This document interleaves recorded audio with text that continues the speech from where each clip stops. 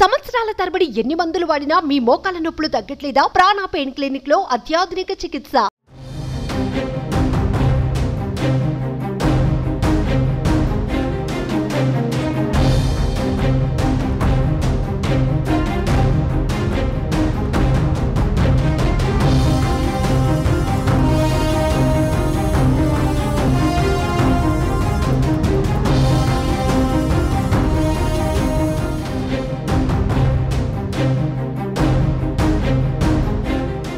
గాంధీ భవన్లో కాంగ్రెస్ పార్టీ రాజకీయ వ్యవహారాల కమిటీ సమావేశం జరుగుతోంది. ఏఐసీసీ ఇన్ఛార్జ్ మాణిక్రావు ఠాక్రే అధ్యక్షతన ఈ సమావేశం నిర్వహిస్తున్నారు. సీఎం రేవంత్ రెడ్డి, ఏఐసీసీ కార్యదర్శులు, పీఏసీ మెంబర్లు, సీనియర్ నేతలు పాల్గొన్నారు. పార్లమెంట్ ఎన్నికల సన్నద్ధత, కొత్త ప్రభుత్వ పాలన, ఖాళీ కాబోయే ఎమ్మెల్సీ స్థానాలకు అభ్యర్థన పరిశీలన, ఖాళీగా ఉన్న డీసీసీ అధ్యక్షతల ఎంపిక తదితర అంశాలపై ఈ సమావేశంలో సుదీర్ఘంగా చర్చిస్తున్నారు.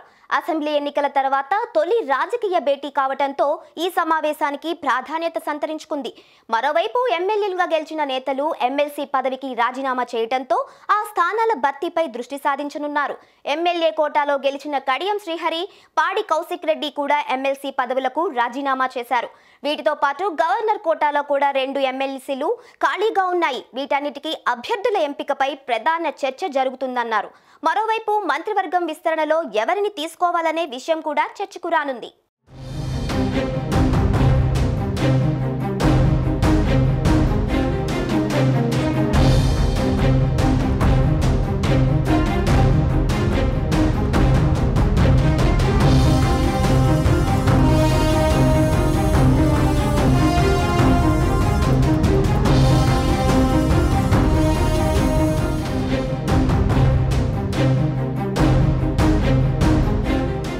గాంధీ భవన్లో కాంగ్రెస్ పార్టీ రాజకీయ వ్యవహారాల కమిటీ సమావేశం జరుగుతోంది.